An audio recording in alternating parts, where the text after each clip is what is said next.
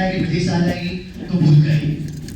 इसलिए कॉन्सेप्ट पे फोकस कीजिए कि कोई भी चीज लिखते कैसे, उसके पीछे कॉन्सेप्ट क्या था।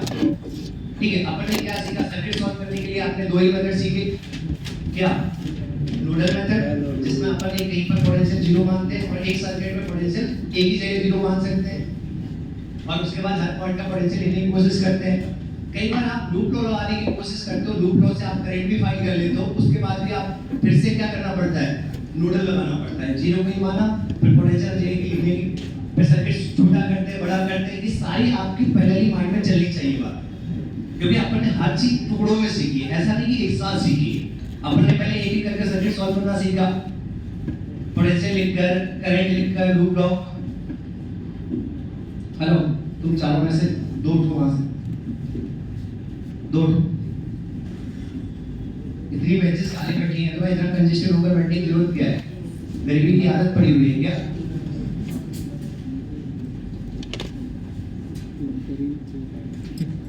और उसके चक्कर में बैठ नहीं पा रहे हैं और सब कैसे कैसे, उन्हें कोई ध्यान नहीं है मैं क्या बोल रहा हूँ। जिसको ज्यादा प्यार मोहब्बत है ना, एक दूसरे से घर पे बुला लिया करो। मैंने आपको बताया सिंपल सी कहानी, ये पूरा सर्किट क्या कहलाएगा आपका? प्राइमरी। इसका काम क्या था? पहला काम क्या था? अननोन व्यक्ति का ईएमएफ पता करना। तो लेट ईएमएफ हमें नहीं पता, ई था और इंटरनेशनल आर था, और यहाँ पर आपका गैल्वेनोमीटर लगा होता है, रियल गैल्वेनोमीटर, इसका रेजिस्टेंस होगा, और इस तरीके से जॉकी रहता है, यहाँ स्केल लगी रहती है पीछे जहाँ आपके नंबर्स लिखे होंगे। ठीक है, तो आपने इस जॉकी को स्लाइड किया, जैसे ही जॉकी को स्लाइड किया और आपने देखा कि जब तक इसमें करंट आ रही है तब तक हम एक्सपेरिमेंट करते रहे। जिस पॉइंट पर हमने देखा इसमें डिफ्लेक्शन कितना हो गया, जीरो। डिफ्लेक्शन समझते हो, वो थीटा वाली बात बताई थी मैंने। डिफ्लेक्शन जीरो हो गया, इसमें मतलब उसमें करंट कितनी हो गई होगी, जीरो। तो कई बार वो बोलेगा रीडिंग ऑफ गैल्वेनोमीटर जीरो मिल गई, कई बार बोलेगा डिफ्लेक्शन इन गैल्वेनोमीटर कितना हो गया, जीरो हो गया। जैसे ही आपको मान लो इसमें रीडिंग मिली आपको बेटा जीरो, आप समझ गए ये पॉइंट कौन सा है, नल पॉइंट, और यहाँ से यहाँ तक की दूरी बेटा आपकी क्या कहलाएगी, बैलेंसिंग है। अब बात मैंने जो बताई थी वो आपको समझने की जरूरत है कि जब आपको इसमें करंट जीरो मिल चुकी है, इसका मतलब अगर ये अपनी करंट बाहर था, ये करंट ऐसे जाती, ठीक है, ऐसे जाती। अब यहाँ पर पहुंचते दो रास्ते मिलते, इधर भी जाने का संभावना था और इधर भी जाने की संभावना थी, लेकिन इधर अगर जाती तो इधर से तो जब जा ही नहीं पा रही तो इधर आएगी नहीं। क्या जो भी करंट आई नॉट इधर से आई होगी बेटा, वो इधर सीधी आई नॉट निकली होगी। लेकिन ये कब की कहानी है, जब आपको नल पॉइंट मिला है।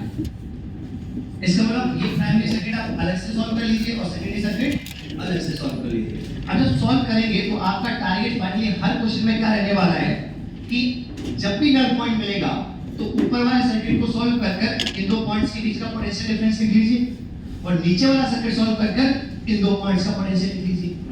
नल पॉइंट मिला है, यहाँ का पोटेंशियल यहाँ का पोटेंशियल क्या रहा होगा, सेम रहा होगा।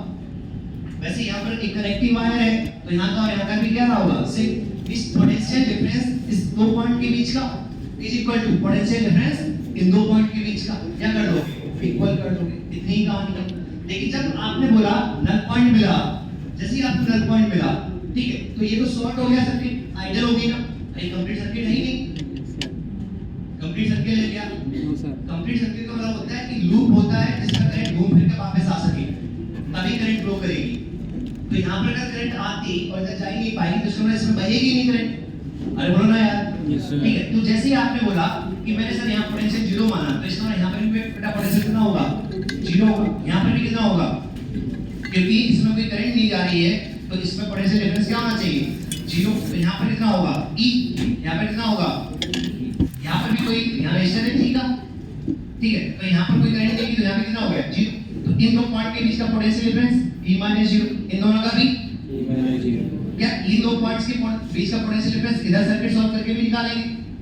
कैसे निकालोगे? अब मुझे पता है कि जो करंट जैसे ही नल पॉइंट मिला, ये करंट किसी में बहेगी, तो मेरे लिए सिर्फ इतना सर्किट इंपॉर्टेंट है। क्या इस पूरे सर्किट में एक बैटरी है, एक रेजिस्टेंस और एक टोटल रेजिस्टेंस है, तो R इक्विवेलेंट बेटा कितना हो जाएगा, R0 प्लस कैपिटल R। तो करंट कितनी जाएगी, E0 upon R0 plus capital R। क्या इसमें टोटल करंट मिल गई? करंट मिलने के बाद क्या आप इसके अक्रॉस टोटल पोटेंशियल डिफरेंस निकलेंगे किससे? I into R से। तो L लंबाई में कितने का ड्रॉप होगा? I नॉट, अगर मैं इसको बोलूं I नॉट, तो I not into capital R का, तो एक यूनिट लेंथ में कितना होगा? I not into R divide by L का। वही आपने क्या बोला था? Potential gradient. उसका मीनिंग क्या था कि एक यूनिट लंबाई हम इस वायर पर चलेंगे करंट की दिशा में, तो कितने का पोटेंशियल ड्रॉप होगा? Pg का। तो L लंबाई चलेंगे तो कितने का ड्रॉप होगा? Pg इनटू L का। तो ऊपर वाले सर्किट को सॉल्व करके तुमने यहाँ का पोटेंशियल डिफरेंस लिख लिया, नीचे वाले सर्किट को सॉल्व करके यहाँ का लिख लिया। बट इस पर्टिकुलर केस में नीचे वाला सर्किट कंप्लीट ही नहीं है, तो इसमें करंट नहीं फ्लो। ये बात हो रही है उसकी जब नल पॉइंट आपको मिल जाता है। अब यहाँ पर अगली सिचुएशन ऐसी होती है, मान लो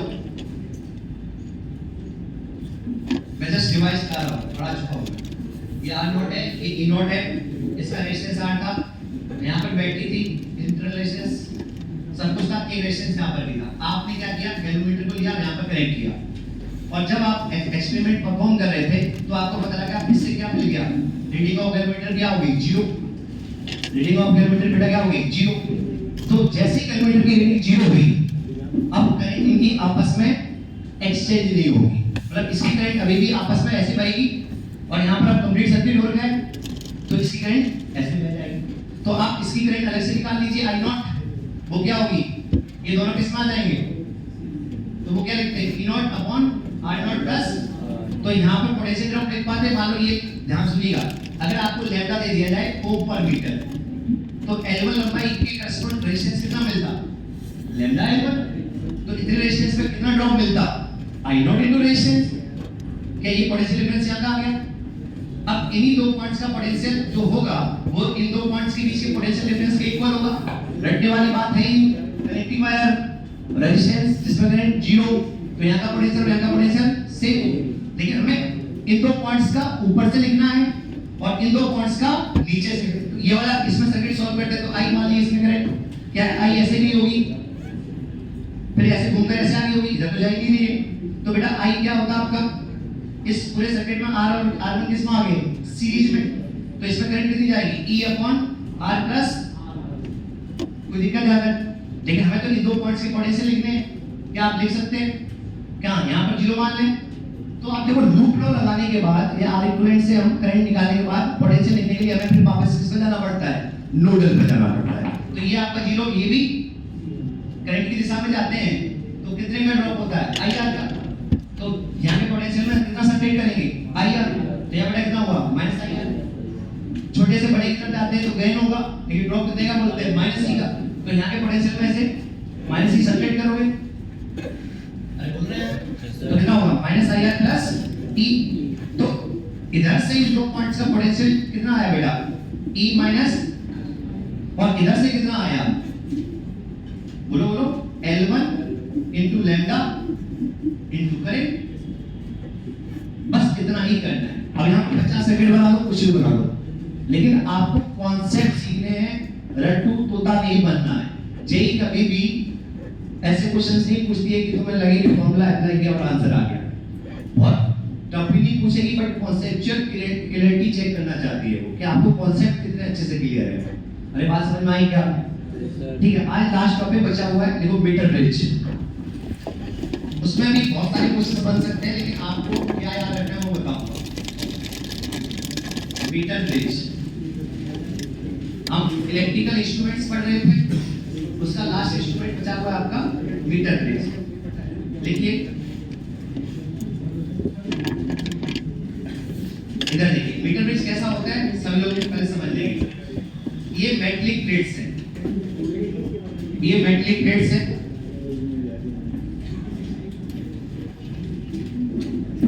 और यहाँ पर मैंने एक वायर लगाया हुआ है, और यहाँ पर एक स्केल लगी हुई है।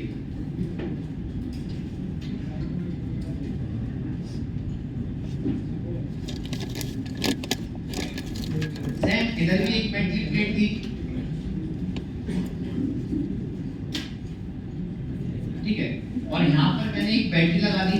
लेट इसका ईएमएफ E नॉट है, इंटरनल रेजिस्टेंस R नॉट है। बातें मत करो, और अगर तुम्हें ज्यादा दिक्कत है तो क्लास से बाहर चले जाओ। मैं फिर बोल रहा हूँ, और मैंने देख लिया तो मैं आप बोलूंगा नहीं, सीधे पेरेंट्स को बुलाऊंगा अभी के अभी, और जरूरत पड़ेगी तो मैं रिफंड भी करवा दूंगा यहाँ से।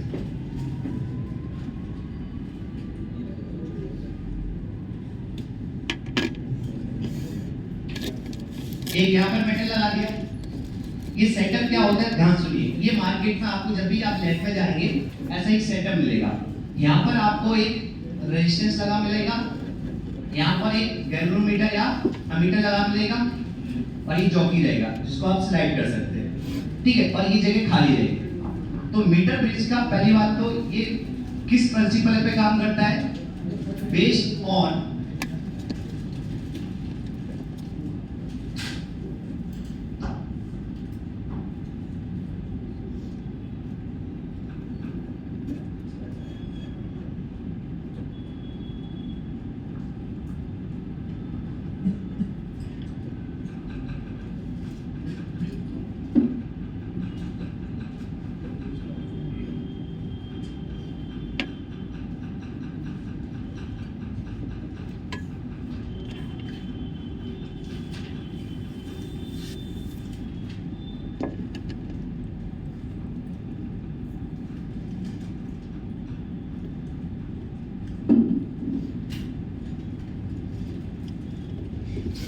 ये based on balanced Wheatstone bridge है।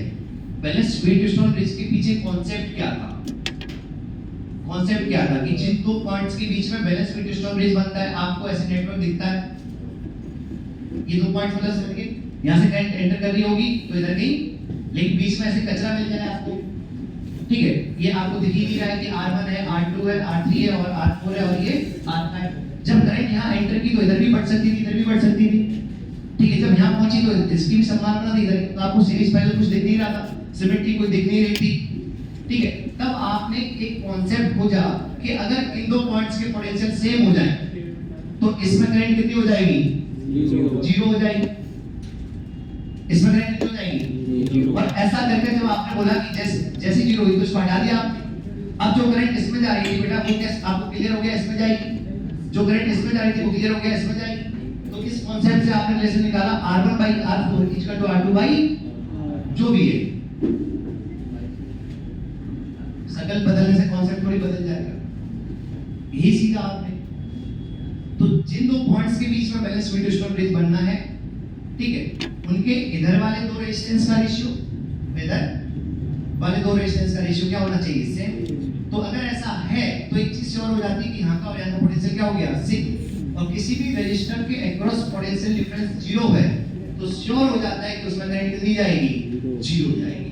तो उस रेजिस्टेंस का सर्किट में कोई इंपॉर्टेंस नहीं है, तो उसको हम क्या कर सकते हैं, हटा सकते हैं। तो उसी कॉन्सेप्ट पे बेस करता है। तो पहली बात तो ये based on balanced Wheatstone bridge.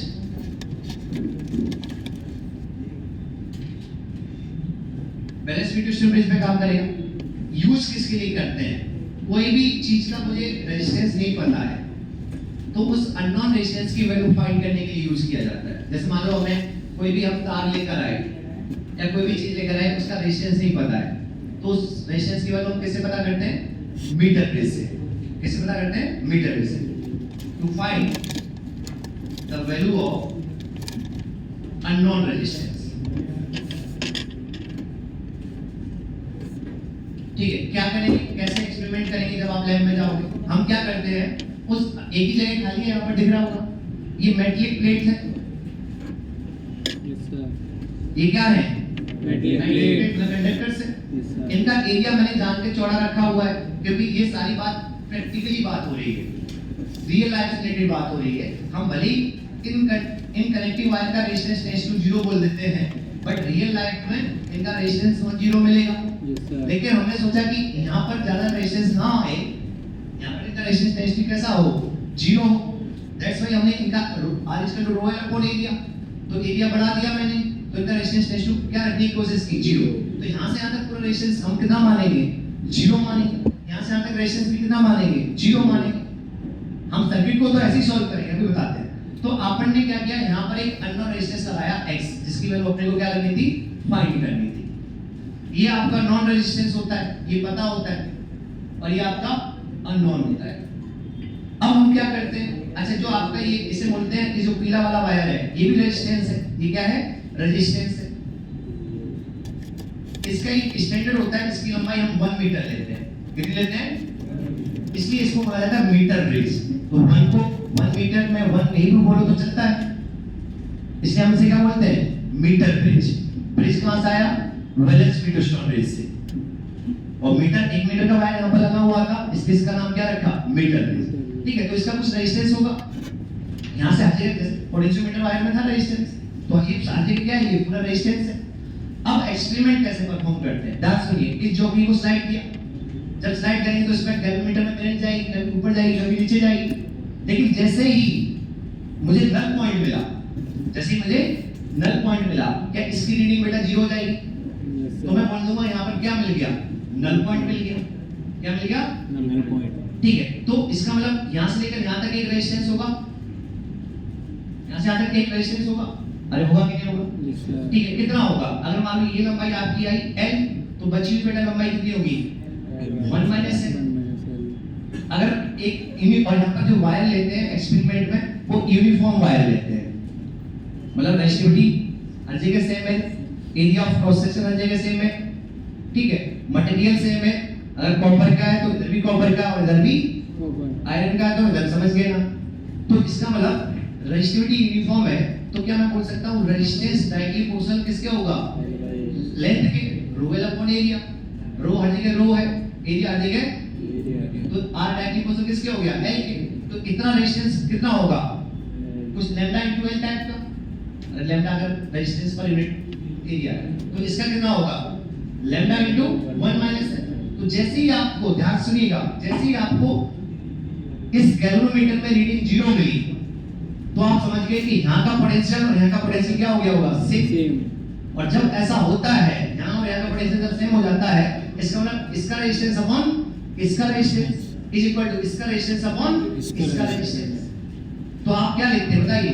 R upon L into lambda is equal to x upon 1 minus L into lambda.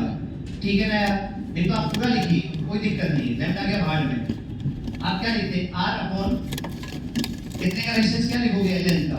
अगर इसकी रेजिस्टिविटी आपको वायर की दे रखी है रो, एरिया ऑफ क्रॉस सेक्शन दे रखा है कितना? a, तो L लंबाई का रेजिस्टेंस कितना होगा? Rho L upon area is equal to x upon कितने का रेजिस्टेंस? वो क्या होगा? Rho 1 minus L upon area. तो रो L हो गया, तो यहाँ से आपका आ गया R upon L is equal to x upon 1 minus L। क्या आपको पता है L यहाँ पर मीटर में लेना पड़ेगा क्योंकि ये 1 मीटर में है। अगर यहाँ पर आप 100 सेंटीमीटर बोलते तो L किस में लेना पड़ता? सेंटीमीटर। R आपको पता है, आपने बैलेंसिंग लंबाई मेजर कर ली, क्या अननोन रेजिस्टेंस की वैल्यू मिल जाएगी? अरे बोलो ना यार। लेकिन ये तो मैंने एक्सपेरिमेंट सेटअप जो होता है उसमें ऐसा दिखा जाएगा, लेकिन आपको सर्किट सॉल्व करते टाइम क्या करना है? इनके नामकरण करो। इसका नाम A है, इसका नाम B, क्योंकि ये कनेक्टिंग वायर है। ठीक है, A यहाँ कुछ दूसरा नाम होगा, B, अरे बोलो यार, इसका नाम भी C, इसका नाम भी सेम पोटेंशियल की। सही है क्या? और यहाँ पर नल पॉइंट मिला वो कौन है? C है। तो आप सर्किट कैसे बनाते हैं? ये A है, ये B है, ये C है और ये D है, और A और C के बीच में क्या लगी हुई थी आपकी? बैटरी लगी हुई थी। ठीक है, तो आप इसको बनाते, और ये जो आप बनाया ये क्या है? आपका कनेक्टिंग वायर है जो आपको दिख रहे होंगे। A और B के बीच में एक रेजिस्टेंस लगा हुआ है R का, B और C के बीच में एक अननोन रेजिस्टेंस लगा हुआ है X का, C और D के बीच में आपने रेजिस्टेंस पता कर लिया किससे? बैलेंसिंग लेंथ से। किससे? तो ये कितना आया आपका? Rho into 1 minus L upon area, और A और D के बीच में रेजिस्टेंस कितना लगा है? रो L अपॉन एरिया। और आपने देखा कि ये गैल्वेनोमीटर लगा होता है और इसका रीडिंग कितनी आ गई? 0। मींस यहाँ का और यहाँ का पोटेंशियल क्या हो गया होगा? सेम। जैसे ही पोटेंशियल सेम हुआ तो ये रेजिस्टेंस अपॉन ये रेजिस्टेंस इज इक्वल टू ये रेजिस्टेंस अपॉन ये रेजिस्टेंस। क्या आपका आंसर आ जाएगा? अब इसमें मैं बहुत सारे क्वेश्चंस बना सकता हूं जो मैं आपसे सिर्फ मुंह से बोलूंगा, आप अपनी लैंग्वेज में लिखिएगा और आप सोच कर जवाब दीजिए। जेईई मेंस में ऐसे बार-बार क्वेश्चंस पूछे जा चुके हैं और कुछ अभी जो मैं बोलूंगा वो पूछे नहीं गए हैं बट पूछे जा सकते हैं, क्योंकि क्वेश्चन तो यहीं से बनेंगे। अब एक्सपेरिमेंट या प्रैक्टिकल जो अपनी जो रियल लाइफ है उसके अकॉर्डिंग आपसे जब भी बात की जाएगी कि ये रियल सेटअप है, तो रियल सेटअप में हमने जो वायर लगाया बेटा, ये मीटर बेस वायर तो है, ये क्या है, मीटर बेस वायर। ये रेजिस्टेंस एक ही मटेरियल का होना चाहिए, यूनिफॉर्म होना चाहिए, ये सब चीज समझ में आई। अच्छा, अब क्वेश्चन आपसे कैसे फ्रेम किया सकते हैं कि अगर मान लो मुझे बैलेंसिंग लेंथ या नल पॉइंट इस पूरे सेटअप में L मिला, अब मैंने इस वायर को किसी दूसरे मटेरियल से रिप्लेस कर दिया, तो बताओ बैलेंसिंग लेंथ में फर्क पड़ेगा क्या? बैलेंसिंग लेंथ में फर्क पड़ेगा क्या? क्योंकि आपको पता है जो जब आप ये रेशियो लेकर रहे थे बेटा, तो क्या आपको रो और एरिया का टर्म कट जा रहा था? तो अगर यहाँ पर मैं कॉपर की जगह आयरन का वायर यूज करूं, पहले मान लो मैंने कॉपर का वायर यूज किया, एक्सपेरिमेंट परफॉर्म किया, तो मेरी बैलेंसिंग लेंथ कितनी मिल गई? L। अब आपसे बोला कि कॉपर की जगह मैंने किसी दूसरी मेटल का वायर यूज किया, बीस आपने क्या चेंज कर लिया? रो चेंज किया, बैलेंसिंग लेंथ में कोई फर्क पड़ेगा क्या? रो से रो उड़ जा रहा है। अगर आपसे बोला जाए कि इस वायर की जगह टू एरिया का वायर यूज किया जाता, रेसिप्रोसिटी सेम रखते, तो क्या बैलेंसिंग लेंथ में फर्क पड़ता क्या? तब भी नहीं पड़ता। लेकिन कंडीशन क्या होनी चाहिए? Through out the wire material same होना चाहिए, area of cross section same होना चाहिए। अरे बोल रहा यार, तो बैलेंसिंग लेंथ पर फर्क नहीं पड़ेगा। अरे बोल रहा यार। अच्छा, अगर मैं आपसे पूछूं, यहां से सुनते रहिएगा कि इस वायर पर, दूसरा फोटो, इस वायर पर सुनते रहिए, अगर इस वायर पर इधर मटेरियल ज्यादा है, यहाँ रो का मटेरियल है, पहले मान लो बैलेंसिंग लेंथ ऐसे समझा, पहले मान लो बैलेंसिंग लेंथ 50 सेंटीमीटर पे मिल रही थी, जब दोनों तरफ रो का मटेरियल था, एक ही मटेरियल था, 50 सेंटीमीटर में मिल रही थी। अब मैंने बोला कि आधे 50 सेंटीमीटर वायर पर रेशियोमेट्री 2 रो कर दूंगा, तो बताओ नल पॉइंट किधर शिफ्ट होगा? मैंने बोला पहले मान लो वायर रो रेशियोमेट्री का था, तो नल पॉइंट मान लो 50 सेंटीमीटर पे मिल रहा था।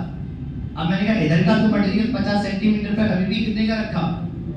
रो का ही रखा, बाकी नेक्स्ट 50 का कितना कर दिया? 2 रो का। तो क्या यहाँ पर फैक्टर 2 रो आ जाएगा? आएगा कि नहीं आएगा? तो नल पॉइंट चेंज होगा कि नहीं होगा?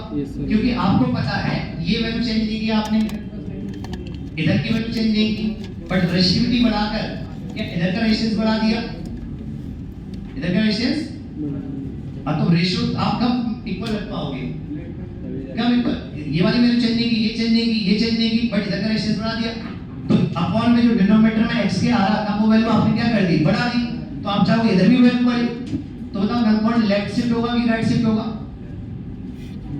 राइट शिफ्ट होगा, क्योंकि ये चाहेगा कि मेरी लंबाई बढ़ जाए, क्योंकि मेरी रेशियोमेट्री को, क्योंकि r is equal to rho upon area, तो उसका रो कम है तो लंबाई ज्यादा है उसके हिस्से में, तभी तो रेशियो क्या हो पाएगा? मेंटेन हो पाएगा। अरे तुम्हारी सीट में क्वेश्चन नहीं मिलेंगे, इसका मतलब ये नहीं कि सीट में जो क्वेश्चन है वही चीज में आएंगे, मैं मॉड्यूल के साथ में पढ़ाता ही नहीं, इसलिए एक एक बात सही से सोचा करो।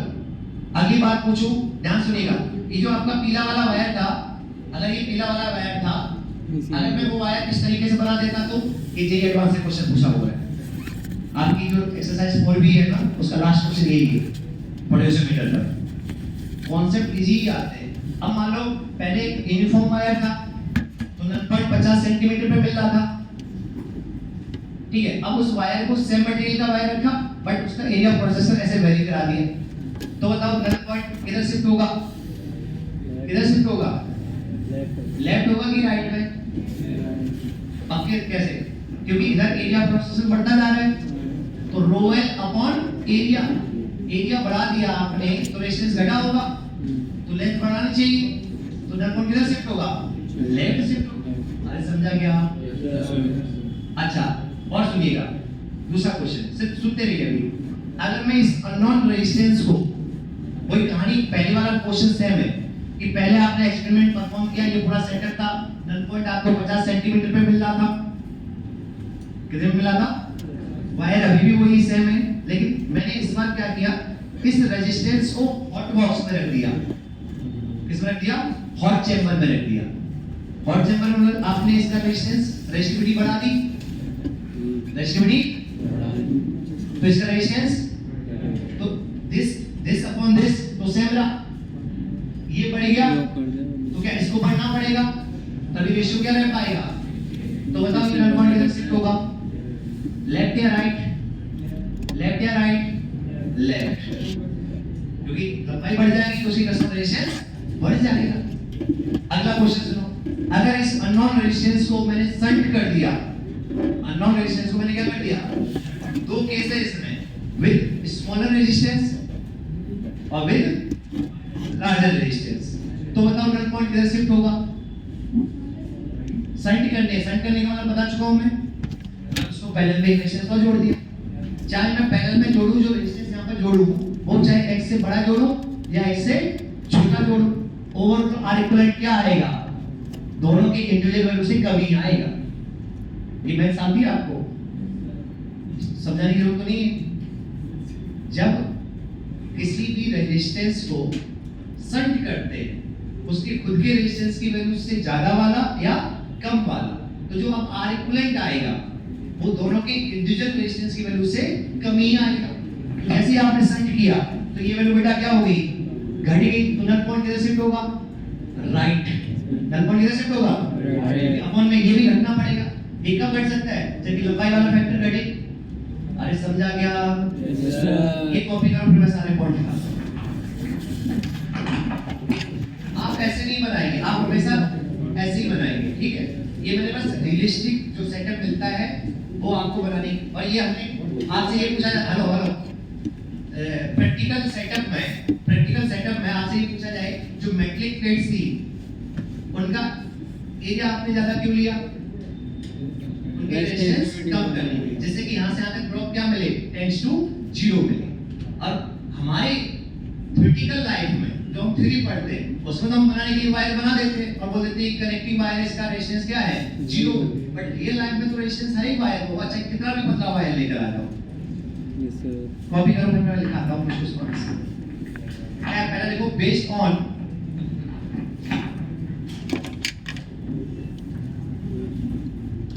ये प्रैक्टिकल लाइफ से रिलेटेड थे। अब जेईई एडवांस में क्वेश्चन जो आते हैं कॉन्सेप्ट यही रहेगा, बट वो मैथ्स इन्वॉल्व करने की कोशिश करेगा। जैसे मैंने ये वाला बताया कि यहाँ पर जो पीला वाला वायर था ऐसे लगा देते, तो क्या आपको मेहनत करनी पड़ती यहाँ से यहाँ तक रेजिस्टेंस निकालने के लिए, अरे यहाँ से यहाँ तक रेजिस्टेंस निकालने के लिए मेहनत करनी पड़ती, प्लस यहाँ से यहाँ तक बिना इंटीग्रेशन के आता ही नहीं। मैं करा दूंगा क्वेश्चन, जी जल्दी कीजिए, मैं कुछ लिखाऊंगा बता दीजिए, पढ़ लो यार। इतना समझाने के बाद भी तुम लोगों पे कोई फर्क नहीं पड़ता है। एक चीज याद रखना, जितने भी देखो मैं एक चीज तुम्हें बताऊं, अपनी गलतियों का बिल दूसरे के कंधे मारना, दूसरे के माथे पर रखना या दूसरे पर थोपना बहुत आसान होता है ना। और ये जिंदगी भर आपके पास ऑप्शन रहेगा, आप लाइफ में कोई भी चीज ट्राई कर रहे होंगे, ठीक है, और आप उसमें जब फेल हो रहे होंगे तो आप दूसरे को ब्लेम करने के लिए आपके पास हजारों ऑप्शन रहेंगे, लेकिन उससे आपकी रियल लाइफ की प्रॉब्लम रिजॉल्व नहीं होगी और ना आप आगे बढ़ पाएंगे, ठीक है। इससे अच्छा है कि अपनी रियल लाइफ की प्रॉब्लम को सॉल्व करना है तो उसमें काम करना स्टार्ट कीजिए, और कोई सॉल्यूशन नहीं है, कोई शॉर्टकट नहीं है। पढ़ाई इतनी आसान होती तो सब पढ़ लेते यार, तो पढ़ाई करने में यार सबको मतलब दिक्कत तो होती है, तो इतना एक तो दिमाग भी चलाना है, कंटिन्यू ऐसे बैठना भी है और अपने को आदत पे नहीं है, तो आदत धीरे धीरे बनाओ। 11 तो तुमने अपना ऐसा कर ही लिया है।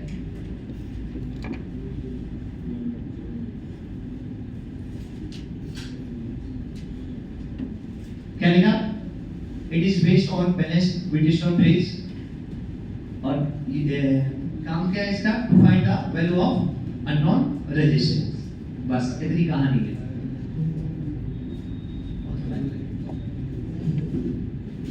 जरूरी नहीं पड़ी कि रेजिस्टेंस को लिखा है। इस वायर के बारे में क्या क्या है तुम्हें पता है, रो पता है, एरिया ऑफ क्रॉस सेक्शन पता है, टोटल लंबाई 1 मीटर है, पता ही तो दी तेरे वाली रेजिस्टेंस आ गया ना, वो वाला तुमने लिया। और तुम्हें यहां से यहां तक ए से लेकर सी तक का रेजिस्टेंस चाहिए, इधर भाई जहां तक का रेजिस्टेंस चाहिए तो कैसे लिखोगे, रो इनटू इस वायर की लंबाई डिवाइड बाय एरिया। और सेम मटेरियल रो वाला इधर भी है, एक ही वायर है, तो रो इनटू लंबाई कितनी है 1 माइनस एल अपॉन एरिया। अरे ये यूनिटी मेथड ये तो आना चाहिए। ये आपको सेटअप में ऐसा दिखेगा, बट रियल लाइफ में आपको ऐसा दिखेगा। लेकिन क्या क्या आपसे क्वेश्चंस पूछे थे, एक और क्वेश्चन पूछो आपसे, कंफ्यूज तो नहीं हुए, सोच पाए। सिंपल मैथ्स है, अगर ये मैथ्स आपको नहीं आती तो मैं कुछ नहीं कर सकता हूँ। दो चीजों का ratio this upon this equal to this upon this, ठीक है। अब आप में वाला ऐसे समझो, ये वाली चीज ये तो फिक्स है, नॉन है, इसमें कोई चेंजेस किए, इसमें कोई चेंजेस किए, बढ़ाया तो डिनोमिनेटर में ये भी बढ़ना चाहिए, ये तो हो सकता है, ठीक है। ये घटाया तो डिनोमिनेटर में ये भी घटना चाहिए, उसी के तो हम आंसर कर पा रहे हैं। ये मैथ्स है और क्या सिंपल सी कॉमन सेंस वाली।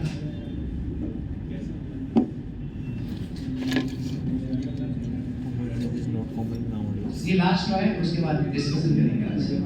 Common sense is not common nowadays. क्या भाई केमिस्ट्री इसके बाद वो एक्शन क्लास केमिस्ट्री की अभी से मत पढ़ो, सारे क्वेश्चन इलेक्ट्रिसिटी की क्लास में आएगी तो पूछूंगा। केमिस्ट्री निपटा दो। केमिस्ट्री मैं पढ़ाने के लिए तो काम की बातें बता दूं, सर्किट तुम्हारे सारे सॉल्व होता है, ये मेरी गारंटी है। आरसी सर्किट बनाना ना सारे क्वेश्चन हो जाएंगे, मेरी गारंटी है। सिर्फ दो चीजें बताऊंगा, दो चीजों से 2 से 4 बातें याद रखनी होंगी। हाँ बताओ सर, कल आपने इलेक्ट्रोस्टैटिक की रिवीजन क्लास लगाई थी? चल जा सकी है, मतलब कल लगाई थी क्या? यस्टरडे इलेक्ट्रोस्टैटिक लगाई थी ऐसा पूछ रहे हो? हाँ। नहीं, मैं तो कल मेरी 4 क्लासेस छूट दी यार।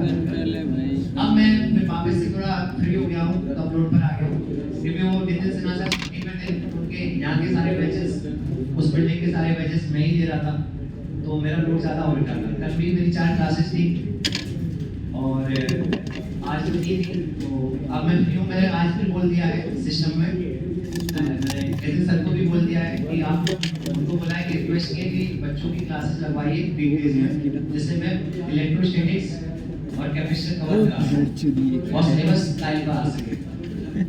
कुरकुरे 11th तो अपन ने वाली बात की थी ना, आईपैड वाली, वो ज़्यादा बेस्ट लग रही है, उसमें टाइम भी बच जाएगा।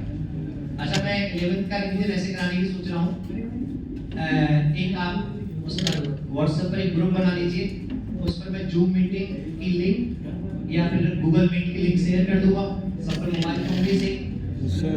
ठीक है। तो अपन 20 मिनट में 1-1, 2-2 घंटे की क्लास ले लिया करेंगे, उसमें आपको दिखेगा, वैसे ही आवाज भी जाएगी। अच्छा सिस्टम। अरे समझे क्या? अरे बोलो सर। क्योंकि अब यहाँ चौराहे पे तो नहीं क्लास ले सकता हूँ, क्लासरूम अवेलेबल कराओगे तभी तो लूंगा क्लास। अब इसलिए सिस्टम हो गया, छोड़ो ना, बोलना नहीं चाह रहा हूँ, बोलने के लिए मेरे पास भारी हूँ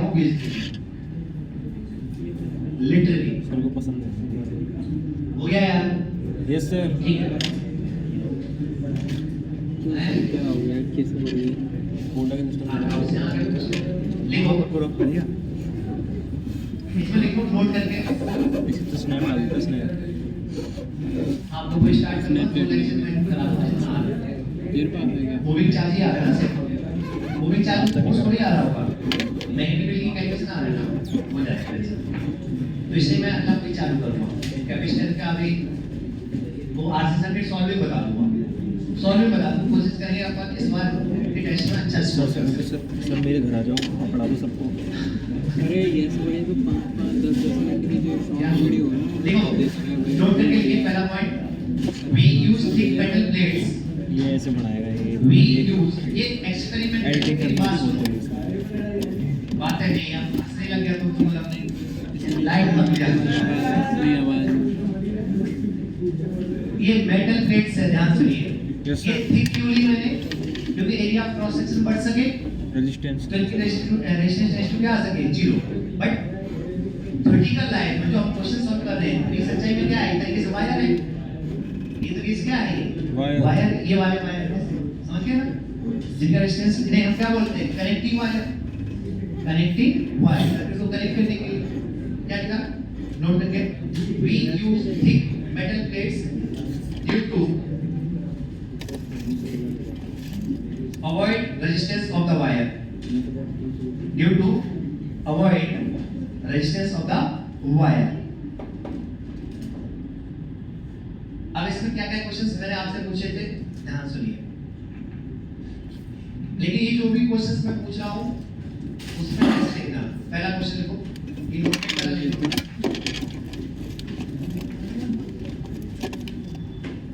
पहला इसका सेकंड पॉइंट लिखो, जो भी लेट। हाँ, नहीं क्वेश्चन नहीं, मतलब ऐसी इसी पर मैं बेस्ड आपको रियलिस्टिक सेटअप में लेट बैलेंसिंग लेंथ आप पढ़ने पाई कितने पर L पर। ये पूरा एक्सपेरिमेंट परफॉर्म किया बैलेंसिंग लेंथ कितने बाई L पर, ठीक है। और आपसे पूछा गया now meter bridge wire replaced by, ऐसे लिख लो ध्यान रह जाएगा, replaced by another wire of resistivity 2 रो। पहले क्या रो थी, अब पीले वाले वायर को पूरे देखिए एरिया ऑफ यूनिफॉर्म सेम रख रहे हैं, तो देन बैलेंसिंग लेंथ क्या होगी, सेमी, क्योंकि रेजिस्टिविटी वाला टर्म दोनों तरफ क्या रेशियो में बढ़ जा रहा है। अरे बढ़ जा रहा है ना, क्या हुआ तुम्हें, परेशान क्यों हो भाई। डिप्रेशन बैलेंसिंग लेंथ कितनी होगी, सेमी होगी। अरे बोलो यस सर। कैपिटल आर में आप कोई चेंज नहीं कर रहे हो, एक्स में कोई चेंज नहीं कर रहे हो, सिर्फ नीचे वाले वायर में क्या कर दे रहे हो, रो की जगह 2 रो लगा दे रहे हो, तो बैलेंसिंग लेंथ में कोई फर्क पड़ेगा क्या। सेम अगर मान लो ऐसे लिखते जाओ, पहले में मान लो वायर जो था उसका पहले जो है, पहले इनिशियल वायर के बारे में आपको क्या कह दिया हुआ है, रेजिस्टिविटी रो है, एरिया प्रोसेसर ए है और लंबाई उसकी टोटल कितनी है 1 मीटर है। वो तो सच्चाई है, 1 मीटर से ज्यादा तो आप कर ही नहीं सकते हो। अरे समझा क्या। अब बेटा मैंने क्या किया, मान लो इस वायर के थ्रू जब हम एक्सपेरिमेंट परफॉर्म कर रहे थे तो वही बैलेंसिंग लेंथ कितनी आई, वो तो चल ही रहा है, बैलेंसिंग लेंथ कितनी आई L। अब हमने क्या किया, meter bridge wire replaced by another wire of area of cross section लिखते जाओ साथ में 2 वे। देन बैलेंसिंग लेंथ का कोई फर्क पड़ेगा क्या, अभी भी L ही आएगी, क्योंकि आपको पता है जब रेशियो लिखते हो, ध्यान सुनिएगा, इसको अभी भी तोते उड़ रहे हैं, जब आपको नल पॉइंट मिलेगा वापस से तो आप इसका रेजिस्टेंस अपॉन इतने वायर का रेजिस्टेंस इज इक्वल टू इसका रेजिस्टेंस अपॉन इतनी लंबाई के वायर का रेजिस्टेंस। तो जब इतनी लंबाई के वायर का रेजिस्टेंस लिखते हो तो रो L अपॉन एरिया लिखते हो, इधर भी रो अपॉन एरिया आता है, तो वो तो नहीं है, तो रो चेंज करने से भी फर्क नहीं पड़ेगा, एरिया चेंज करने से भी फर्क नहीं पड़ेगा, मतलब रो चेंज करने वाला मेटल चेंज करने से कोई फर्क नहीं पड़ेगा, वायर का मटेरियल चेंज करने से कोई फर्क नहीं पड़ेगा, है कि नहीं। अरे बोलो यार। लेकिन क्या इससे फर्क पड़ेगा कि आधे में कुछ शॉर्ट लगा दिया मटेरियल, दूसरे में अलग लगा दिया, उससे फर्क पड़ेगा, क्योंकि ये फिर रो वाली टर्म तो सोचना सीखो, क्वेश्चन कहीं से भी कुछ भी फ्रेम कर सकता है। मैं अगर आपको मॉड्यूल सॉल्व करने के लिए बताऊं तो इतना काफी है, सफिशिएंट है जितना बता दिया मैंने। समझ में आया क्या, ये 2 पॉइंट्स, और मॉड्यूल में है भी नहीं क्वेश्चंस इस टाइप के। दूसरा तीसरा पॉइंट, चौथा पॉइंट लिखिए, एक सेकंड, चौथा पॉइंट लिखिए, ये नहीं लिख पाया मैंने, देखो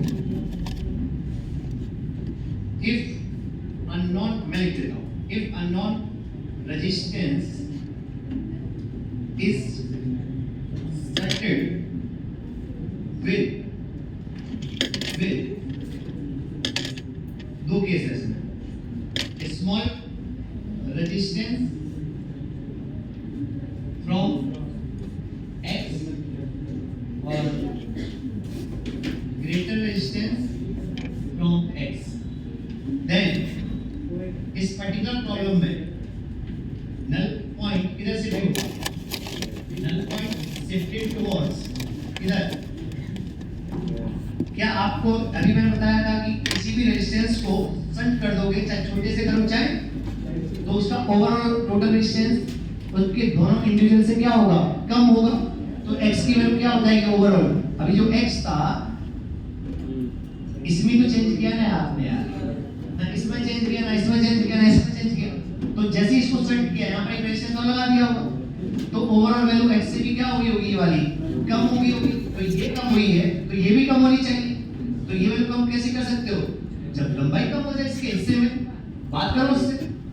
तो लंबाई कम क्या उससे हो सकती है, जब ये किधर शिफ्ट हो जाए जॉकी, राइट साइड में, तो नल पॉइंट किधर मिलेगा हमें, right side. Null point change होगा लेकिन किधर मिलेगा, राइट साइड। तो इसका आंसर क्या होगा आपका, दोनों ही केसेस में null point shifted towards right. लिख लो, कॉपी कर लो। टेम्परेचर वाला भी लिख लेना, कोई चीज हाँ वही।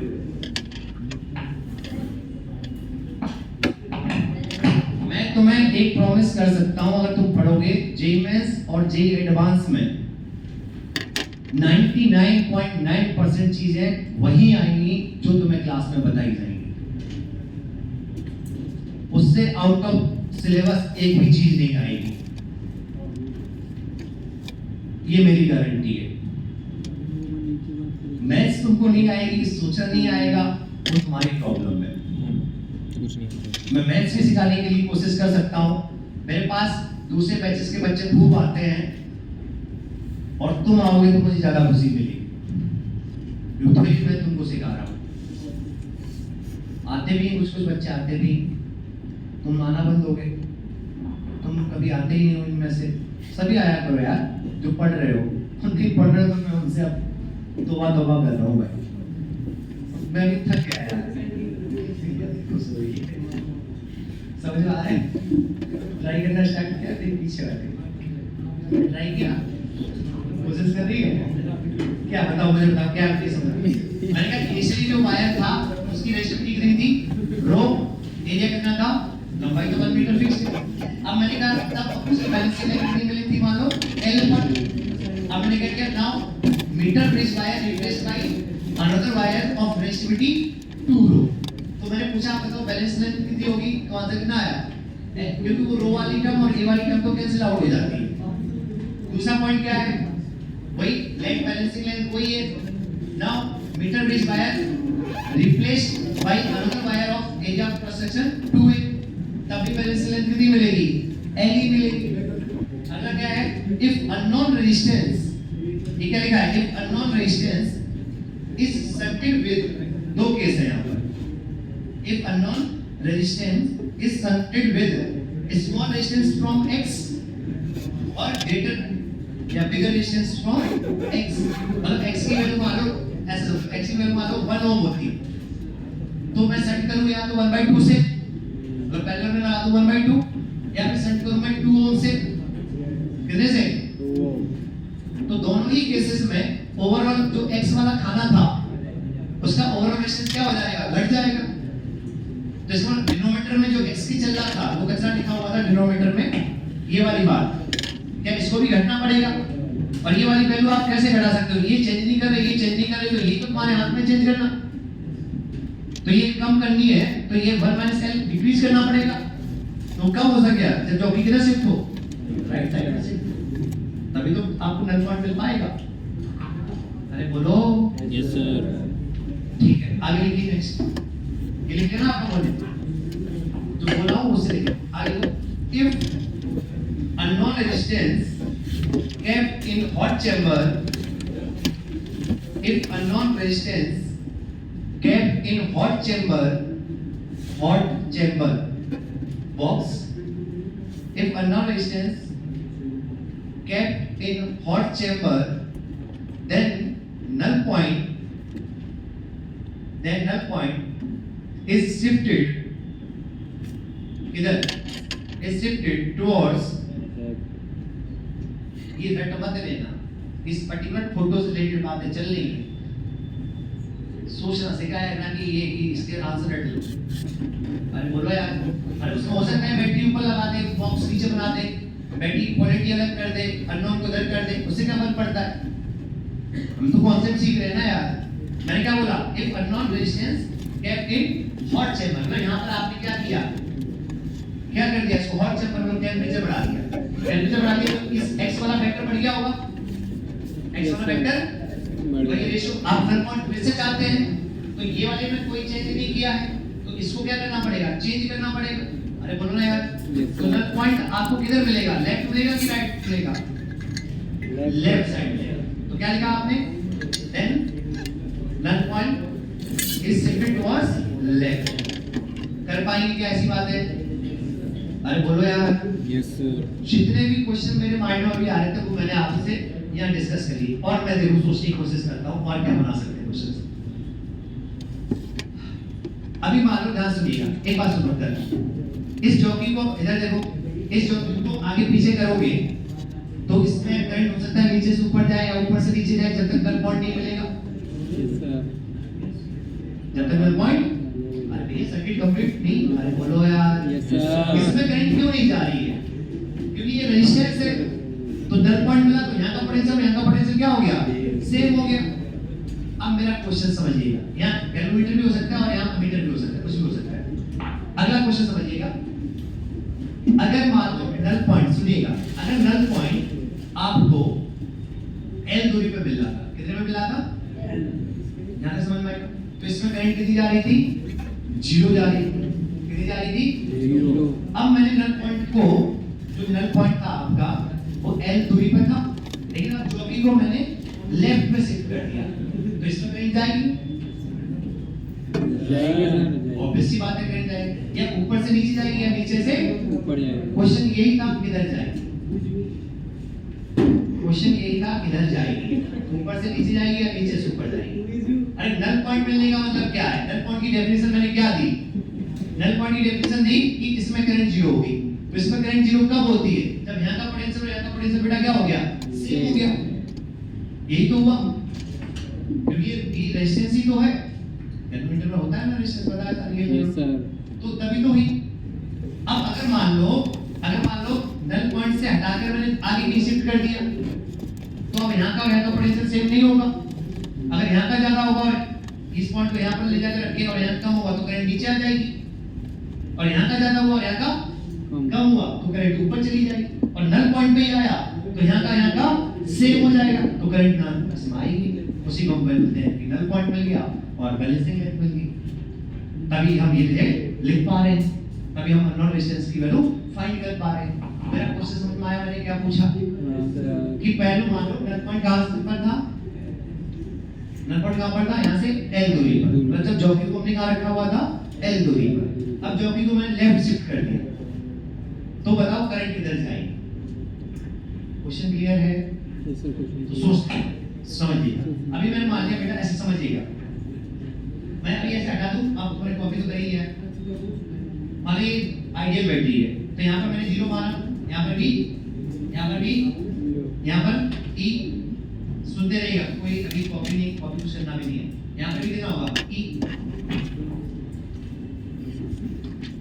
नल पॉइंट जब मिल रहा था तो इस वायर पर और इस वायर के इनिशियल पॉइंट पोटेंशियल सेम है और फाइनल पर भी सेम हुआ होगा, तो यहाँ से यहाँ तक पोटेंशियल ड्रॉप और यहाँ से यहाँ तक पोटेंशियल ड्रॉप क्या रहा होगा, सेम।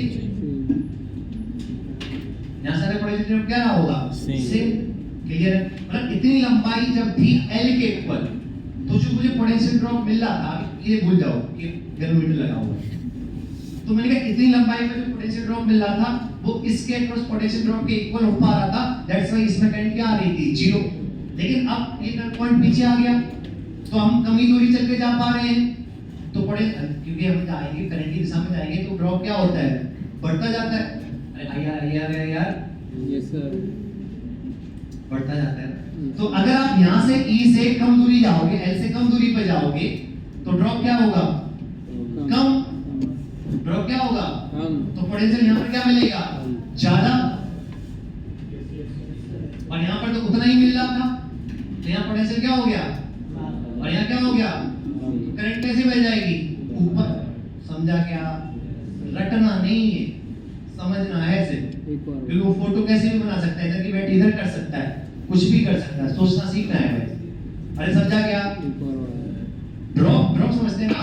यहाँ से जैसे मान लो इस पर पोटेंशियल ग्रेडियंट पीजी था, तो पहले पीजी इंटू एल, यहाँ का ड्रॉप वो किसके इक्वल था? यहाँ के ड्रॉप के इक्वल, क्योंकि इनिशियल पॉइंट तो दोनों पे पोटेंशियल सेम है। इनिशियल पॉइंट की पोटेंशियल क्या है? सेम है। अगली बार से मेरी क्लास में कोई भी बीच क्लास में उठकर नहीं जाएगा। जो भी तुम्हें आता है ना, प्याज हद्दा मुद्दा जो भी है, पहले ब्रेक में पे बैठो। मेरी क्लास में डिस्टर्ब नहीं करोगे, नहीं परमानेंट निकल जाना। मजाक बना रहे, पार्क में आए हुए गार्डन में एकदम आते हो ऐसे एकदम, थोड़ा तो रखोया करना यार क्लास की। कोचिंग वो थोड़ी है, ट्यूशन क्लास थोड़ी है भाई, प्रॉपर कोचिंग है। 10,000 करोड़ से ऊपर का टर्नओवर है इस कोचिंग का।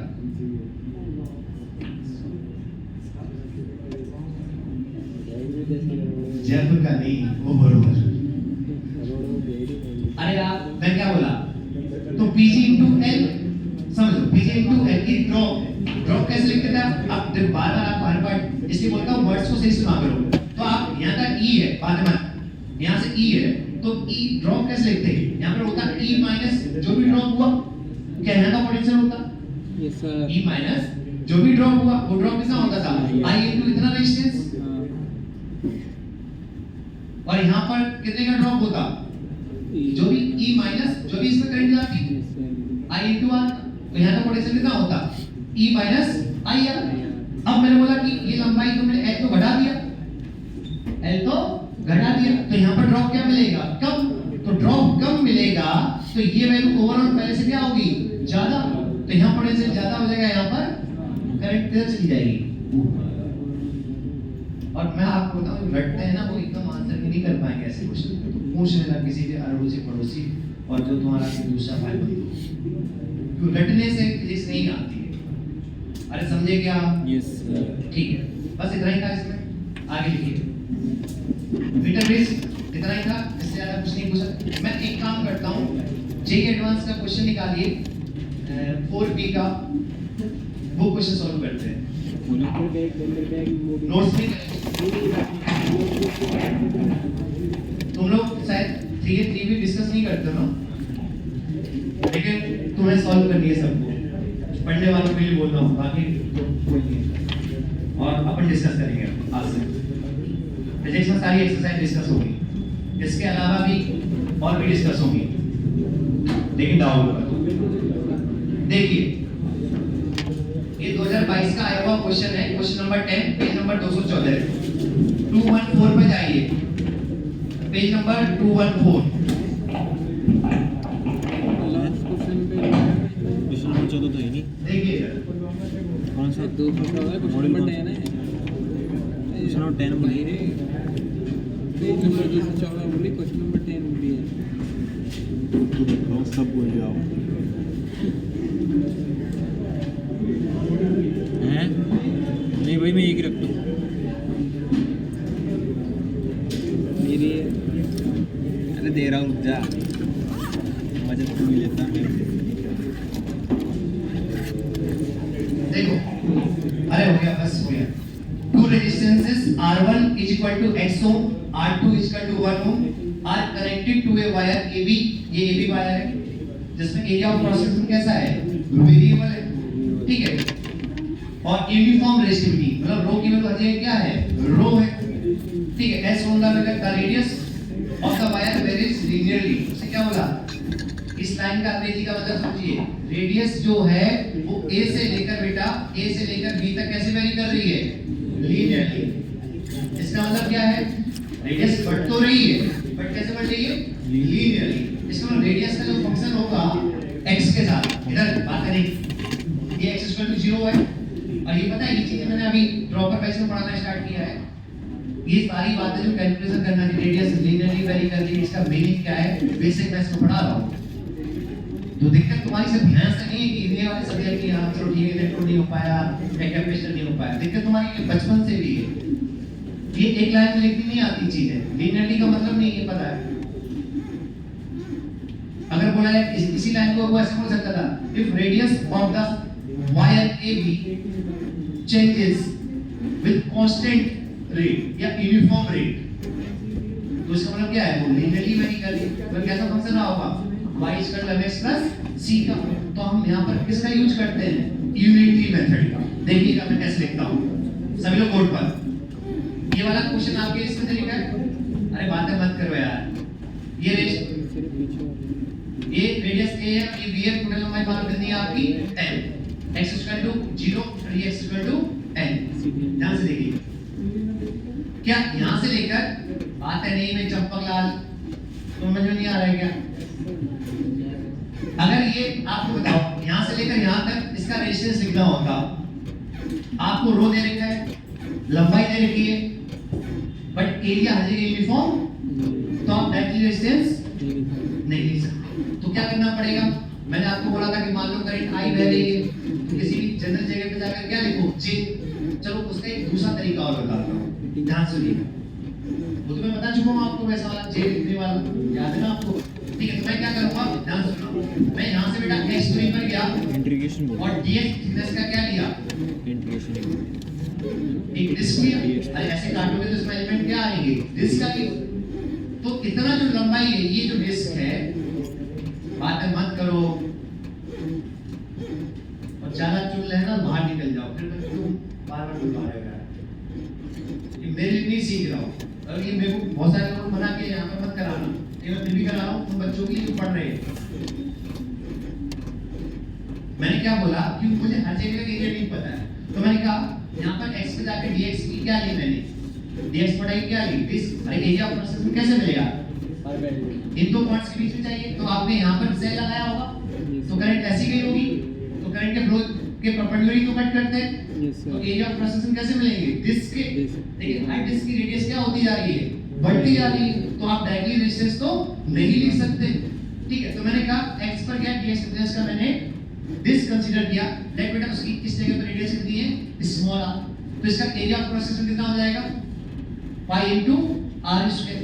अरे होगा कि नहीं होगा, ठीक है। इसका छोटा सा रेजिस्टेंस मैंने बोल दिया कितना, dr, कितना बोल दिया, तो रेजिस्टेंस होता क्या था, रो इनटू लंबाई। लंबाई कितनी होगी सोच के बताओ, इतने मटेरियल की रेजिस्टेंस की लंबाई कितनी होगी, dx। अरे करंट की दिशा में कितनी लंबाई है, dx। अरे एलिमेंट के लिए है ना तुम्हारा यार, तो करंट तो ऐसे ही जाएगा ना इसमें, तो लंबाई कितनी होगी, dx, और एरिया ऑफ क्रॉस सेक्शन कितना हुआ, डिस्क का, तो रो इनटू dx, ध्यान सुनते रहिएगा, upon pi r। But small r आपको गिवन थोड़ी है, रेडियस को कैसे वेरी कर रही है, लीनियरली। तो क्या x दूरी पर जो डिस्क है उसकी रेडियस कितनी पड़ेगी, तो इसको लिखना सीखते हैं। देखिए जब x इक्वल टू 0 पर रेडियस कितनी थी, a, x equal to b, l पर रेडियस कितनी थी, l। जब मैं x में चेंज करता हूं l का, x में चेंज का मतलब डिफरेंस, जब मैं x में चेंज करता हूं कितने का, 0 से कहां गया, l, तो रेडियस में बेटा चेंज कितने का हुआ, b माइनस a का। अरे l पर radius minus x equal to 0 पर रेडियस। जब मैं x में चेंज करूंगा 1 का, तो रेडियस में चेंज कितने का मिलेगा, b minus a upon l का, यूनिटी मेथड। अब हमने बोला हमें रेडियस कहां पर चाहिए थी, x दूरी पर, कहां पर चाहिए थी, और कहां की पता है, x इक्वल टू 0 की। तो मैंने कहा x में चेंज करूंगा x का, मतलब कहां से कहां तक जाऊंगा, x इक्वल टू 0 से लेकर x इक्वल टू x तक, तो रेडियस में चेंज कितने का मिलेगा, जल्दी लिखता हूं, b minus a upon l into x। लेकिन ये है क्या, चेंज इन रेडियस, ये है क्या, चेंज इन रेडियस। कहां से कहां तक, x इक्वल टू 0 की रेडियस, और कहां की, x इक्वल टू x की रेडियस। और चेंज हमेशा लिखते हैं फाइनल माइनस p। बेटा आपने क्या लिखा है, r minus, change in radius है 0 से लेकर x तक, तो इसका मतलब radius at x minus radius at x equal to 0। तो x लाइन पे रेडियस चाहिए थी, तो क्या x दूरी पर रेडियस मिल गई, Yes. तो ये आर्टिकल में डाल दोगे Hmm. आते